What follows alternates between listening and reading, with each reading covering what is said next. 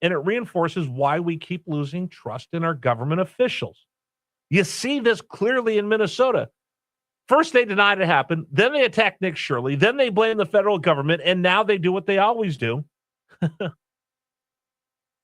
They're going to try to jump on the bandwagon to say, I took care of this. I took care of this. It was me. Because once they get done with all that and they have their caught dead to rights, and they get done with the dismissal and attacking the messenger and then changing the subject, and now it's undeniable. Folks, I am not making this up. Tim Walz sent out a tweet yesterday claiming credit for working with the feds to root out the fraud that we see in Minnesota. I'm not making this up. Now he's saying we're cooperating. That's not discovering. That just being cornered and painted into a corner by reality, and you've got no other choice but finally admit that there has been fraud on a grand scale of our tax dollars being ripped off in Minnesota.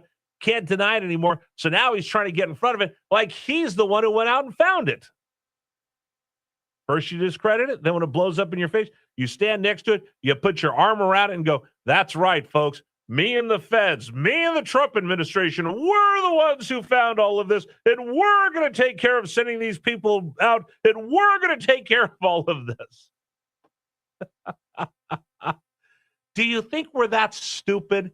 Do you think that I am that naive? Do you think that I've got that short of an attention span as the American people that we're not going to remember that you're the ones screaming and yelling that we're out there and we're racist and we're this and we're that because we're looking into the fraud? And then when you defended them for so long and now you can't, you want to take credit for rooting out the waste, fraud, and abuse in your state, Mr. Walz? Folks, that's just a classic textbook case of why we don't trust government anymore. If it takes a federal raid for a politician in a state that knows it has an issue to force them into action, that's not accountability, that's exposure. And in the end, it's Tim Walz with CYA. I think you know what CYA means.